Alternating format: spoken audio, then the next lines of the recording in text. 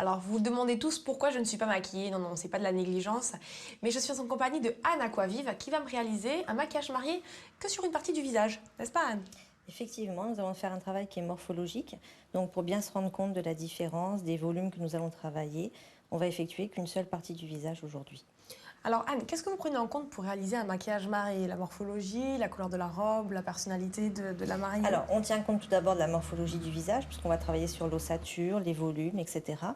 Donc, on va placer des ombres et des lumières, ce qui va nous permettre, par exemple, si une pommette est trop marquée, de l'estomper, si une joue est trop creuse, de la repulper un petit peu, s'il y a des petites ridules, de repulper également. Et puis, nous allons travailler aussi sur tout ce qui est colorimétrique. Donc, ça peut être par rapport à la couleur des yeux, la couleur des cheveux, donc tout ce qui est colorimétrique, la couleur de la robe, mais également le thème du mariage. C'est-à-dire si on est sur un mariage bohème, ça va être des maquillages qui vont être un peu plus naturels, moins sophistiqués. Si on est sur une robe qui va être plutôt glamour, on va être sur un maquillage beaucoup plus sophistiqué sur lequel on va travailler les yeux, on va accentuer le contour des yeux avec des couleurs plus foncées. Et au niveau des lèvres aussi, on va prendre des teintes un peu plus soutenues. Alors, Anne, la peur de chaque mariée, c'est un petit peu de se retrouver déguisée le jour de son mariage. Comment vous gérez ça en tant que maquilleuse professionnelle? Alors, le but d'un maquillage marié, c'est que la mariée ne soit pas transformée, c'est-à-dire qu'on soit sublimée, qu'elle ne soit pas déguisée.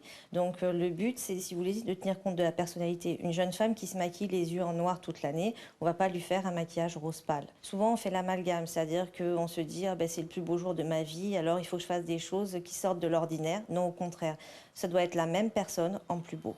D'accord. On va la laisser travailler et puis on voit le résultat dans quelques petites secondes.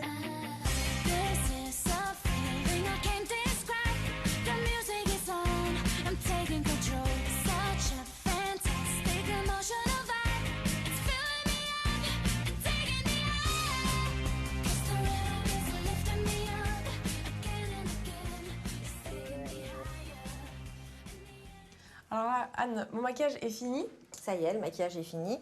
Donc, comme à chaque fois que je termine un maquillage marié, je prends toujours un morceau de tissu qui ressemble le plus à la couleur de la robe, en fait, et je l'applique au contour du visage. Pour avoir vraiment le résultat.